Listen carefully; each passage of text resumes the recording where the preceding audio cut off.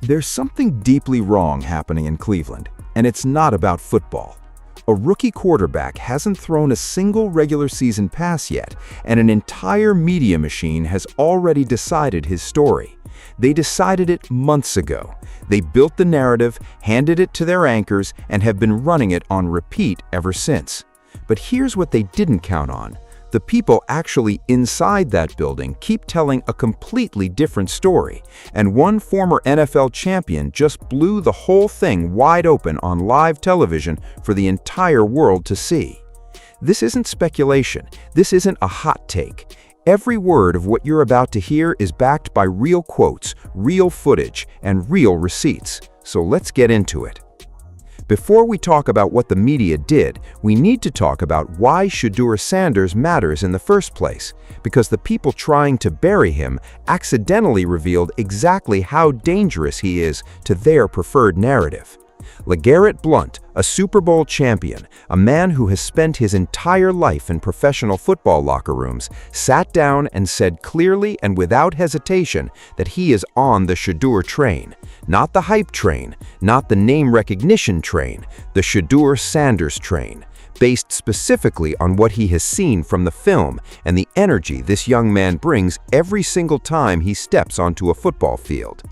Now understand what that means coming from Blount. This is not a media personality chasing clicks. This is not a fan riding excitement.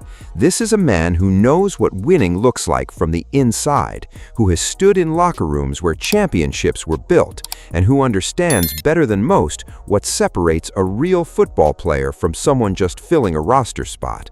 And Blount looked at everything available on Shedeur Sanders and came away convinced. He said it plainly. The film is undeniable, and the energy is genuine. Those two things together, in the eyes of a champion, are not small details. They are everything. And then there's the number that stops every argument before it even starts.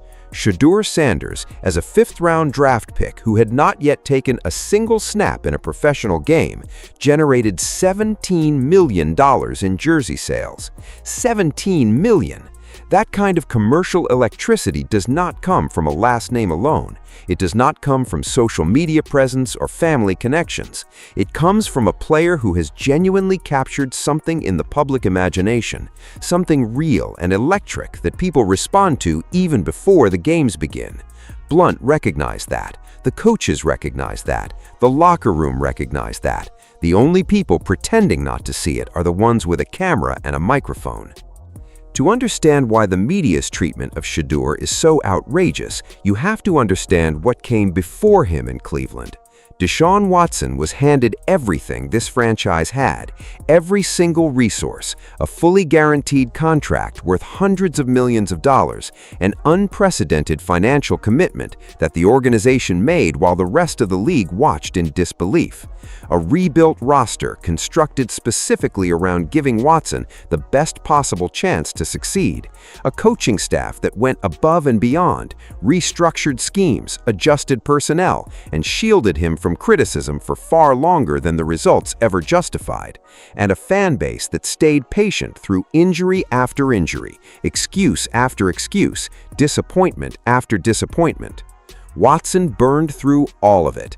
Every dollar, every ounce of goodwill, every competitive window this franchise had.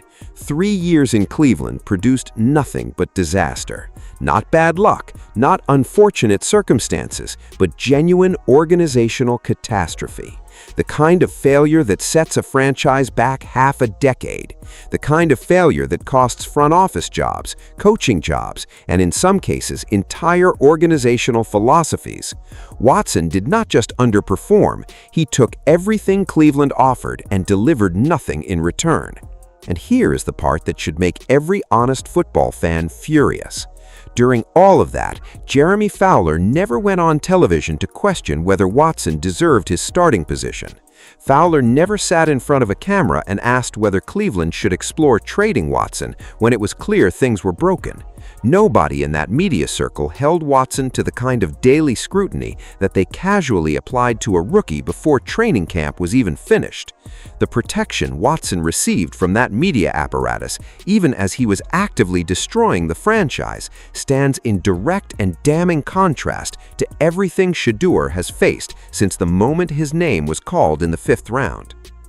Let's talk about that draft moment specifically, because what happened to Shedeur on draft night was not normal, and the Cleveland media's role in it was not accidental.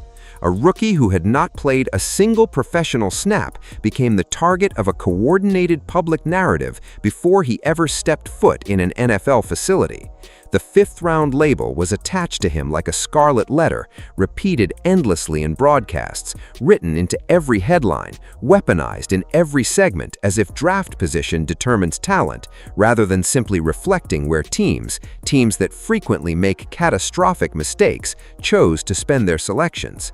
The Browns themselves proved how meaningless draft position is as a measure of actual value. They gave Watson that fully guaranteed mega contract based on draft pedigree and reputation, and that decision turned out to be one of the most financially and morally disastrous moves in recent NFL history. So the same organization that blew hundreds of millions of dollars on a 1st-round pick, who delivered nothing, is now being told by those same media voices to be skeptical of a 5th-round pick who has energized the entire building. The logic is not just inconsistent, it is insulting. LeGarrette Blount, to his enormous credit, admitted publicly that he had early reservations about Shedeur based on off-field impressions, and then he did something that almost nobody in the Cleveland media has been willing to do. He looked at the actual evidence, reconsidered his position, and walked it back like an adult. He said Shedeur is professional, focused, charismatic, respected in the locker room, and that a locker room that genuinely believes in its quarterback changes everything about what a team can accomplish.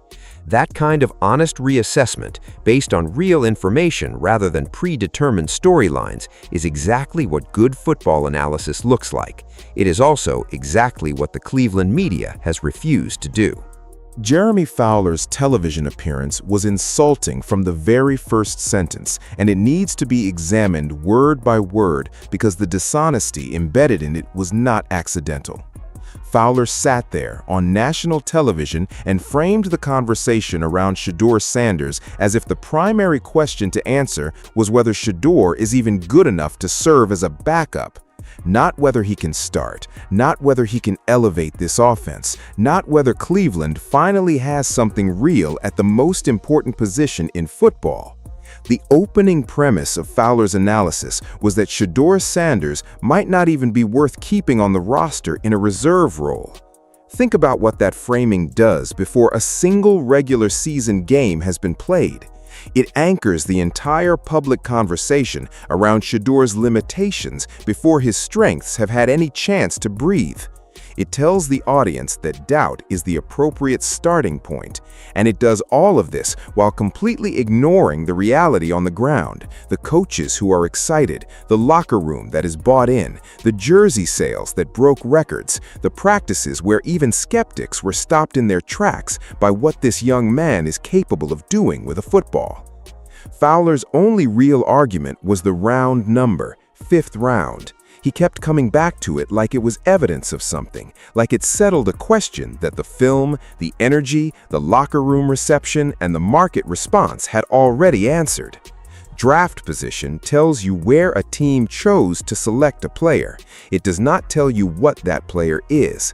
Tom Brady was a 6th round pick. Dak Prescott was a 4th round pick. The list of players who outperformed their draft slot is longer than any honest analyst would admit when it is inconvenient for their narrative. Using the 5th round label against Shedeur Sanders in 2025, after everything this franchise went through with a 1st round selection, is not analysis. It is recycled bias dressed up in a television studio. Then Fowler went further. He suggested on live national television that Shedeur loses the starting competition, the Browns might need to monitor how he handles it, and that a trade could potentially be facilitated if tension emerged in the quarterback room. Read that again. Before training camp concluded, before Shedeur had competed in a single regular season game, before the competition had even produced a definitive result, Fowler was already constructing the exit ramp. This is not journalism, this is narrative architecture. Fowler was not reporting on a problem that existed, he was building the framework for a problem that could be manufactured later if Shedeur showed any human frustration at being evaluated through a broken lens. And the implicit message underneath all of it was deeply troubling. Shedeur Sanders expressing any competitive frustration would be treated as a character flaw, a red flag, evidence that the skeptics were right all along. The same emotional response that would be described as competitive fire in any other quarterback becomes a liability when it belongs to Shedeur. Compare that to the coverage Watson received when he was genuinely creating tension inside the Cleveland organization. Nobody floated trade ideas. Nobody went on television to warn that the front office should monitor Watson's attitude. Nobody constructed a narrative designed to make Watson's departure feel inevitable and appropriate. Watson's presence in that building, even as it became actively destructive, was treated with a level of institutional protection that Shedeur has never once been offered, despite earning it more legitimately than Watson ever did. The double standard is not hidden. It is not subtle. Fowler put it on full display for everyone paying attention, and the silence from the rest of the media in response to that display says everything. Now, let's address the inconsistency argument directly, because this is the one the Cleveland media keeps returning to, and it is perhaps the most dishonest framing of everything they have produced. Todd Monken, the offensive coordinator, was candid in his assessments during OTAs and minicamp. He acknowledged that the quarterback battle was genuinely competitive, that it was going back and forth, that neither player had fully separated himself from the other on a consistent daily basis, and the media took that honest coaching evaluation and weaponized it against Shedeur specifically. Here is what they left out. Every young quarterback in the history of this league has experienced uneven stretches during OTAs and minicamp. These are non-contact practices. There is no pads, there is no pass rush, there is no real defensive pressure replicating what a quarterback faces in a live game environment. These sessions exist for installation, for repetition, for building chemistry with receivers, and for coaches to evaluate mechanics and decision-making in controlled conditions. Inconsistency in this phase of the off-season is not a red flag. It is completely normal for any quarterback still learning a new system, let alone a rookie in his first professional setting with a first-year head coach and a young offensive coordinator still building their own identity. But here is the part the media buried under all of that doubt planting. Those same reporters in those same segments admitted that Shedeur was producing moments that made them stop and say out loud, "I cannot believe what I just saw." Those were their words, not praise from a fan account, not a quote from a friend of the family. Reporters who were actively trying to build a skeptical narrative around this quarterback were forced by what they witnessed to acknowledge that he was doing things in practice that were genuinely jaw-dropping. And instead of leading with that, instead of giving that its proper weight, they buried it at the end of their segments and used the majority of their airtime to reinforce the inconsistency angle. That is not a reporting error, that is an editorial choice, and it tells you exactly what story these people came into training camp planning to tell, regardless of what the evidence said. The most revealing detail in this entire situation, the one that the Cleveland media refuses to examine honestly, is the simple fact that this competition is close at all. Think about what Deshaun Watson represents in that quarterback room. A veteran with years of professional experience, a player who received every possible financial commitment this franchise had to offer, a player the organization has spent enormous energy protecting and rehabilitating and trying to salvage something despite 3 consecutive years of failure. Watson has every structural advantage a quarterback could have in a position battle. The coaching staff has incentive to make him work. The front office has financial incentive to see him succeed. The organization's credibility is tied to justifying what they invested in him. And a fifth-round rookie in his first professional offseason with no guaranteed money and no organizational pressure to validate his selection is pushing Watson to his absolute limit every single day at practice. The offensive coordinator cannot separate them. He says so himself. He goes back and forth because on any given day, either quarterback could be making the stronger case. That is not a crisis. That is the most exciting development this franchise has had at the quarterback position in years, possibly longer. The greatest compliment Shedeur Sanders could receive is that Todd Monken, a football professional with everything to gain from Watson finally becoming the player Cleveland paid for, genuinely cannot choose between them. If Watson was everything this organization believed he was when they signed that contract, this would not be a conversation. Shedeur would be learning on the sideline, developing at an appropriate pace for a fifth-round rookie, and the starting job would be settled before camp began. The fact that it is not settled, the fact that a rookie is making a veteran with a fully guaranteed mega deal genuinely compete for his position is the real story sitting in the center of all of this. And the Cleveland media is so committed to the narrative they built that they cannot bring themselves to report it honestly. What makes all of this even maddening is the fact that the people who actually have access to Shedeur Sanders every day, the coaches, the players, the staff who work alongside him in that building, are consistently telling a story that directly contradicts the one being broadcast on television. Todd Monken is engaged with this quarterback. The locker room is bought in. Veteran players are speaking positively about his professionalism and his presence. LeGarrette Blount, a man with no personal stake in inflating Shedeur's reputation, went public with his support at a time when doing so required actual courage because the prevailing media current was flowing hard in the opposite direction. The people with real information and real daily access are pointing in one direction. The people with cameras and television contracts are pointing in the opposite direction. And the reason for that gap is not a matter of honest disagreement or different interpretations of the available evidence. It is simpler and more troubling than that.